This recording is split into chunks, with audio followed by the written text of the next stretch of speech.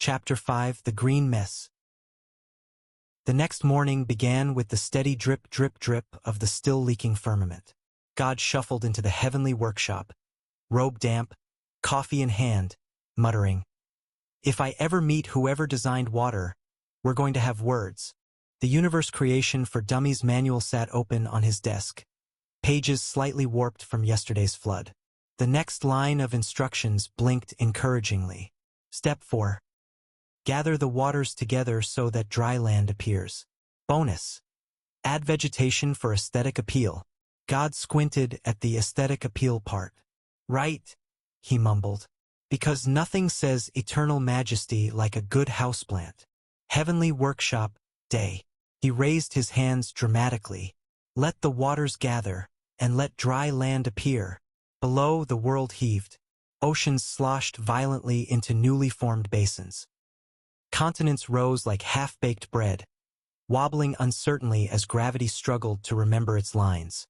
Angels clung to clouds as geysers erupted and mountain ranges crashed upward in slow motion.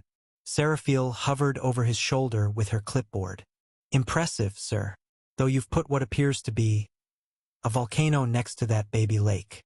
Geothermal balance, God said, pretending he knew what that meant. The chaos settled into a shimmering blue-green marble of ocean and stone.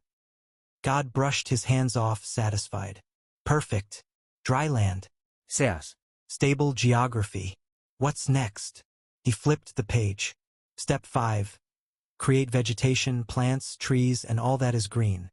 Tip, start small. He grinned. I like the sound of that. Cut to. A few seconds later. A single blade of grass sprouted from the dirt. It shimmered in the light. The angel zooed. Then it multiplied. The grass spread, thickened. It roared. Within seconds, an unstoppable carpet of green swept across the land, followed by trees that exploded upward like rockets, vines that lashed around mountains, and mushrooms the size of cathedrals. The angel screamed as ferns burst through the clouds. "Sir!" shouted Seraphiel. "It's out of control." God flipped through the manual frantically. It says here, adjust growth speed using the photosynthesis dial. Where's the dial? The cherub pointed. Is that it? Glowing red? God grabbed the knob and twisted it the wrong way. The jungle roared louder, turning fluorescent. Flowers opened with audible pops. A tree smacked an angel out of the sky. Somewhere, a cactus screamed. "Turn it back! Turn it back!" cried Seraphiel. "I'm trying." God twisted again. The plants froze mid-growth, leaves quivering. Then everything sighed in unison. The world below was now an endless riot of greenery.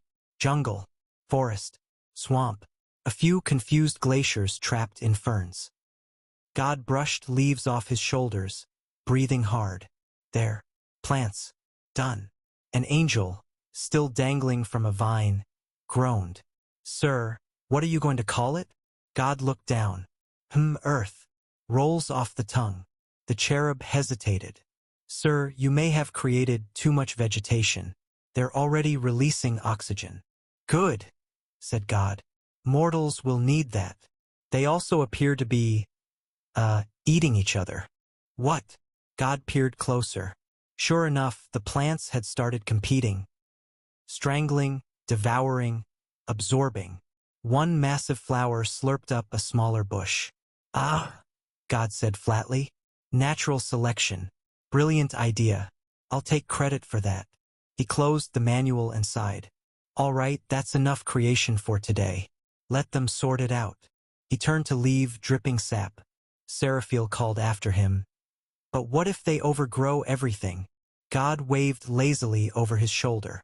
"Then the next deity can invent lawn care." He paused at the doorway, gazing down at the wild green chaos below. "Anyway, they've got enough oxygen and water to last a few thousand years." He smirked. "After that, still not my problem."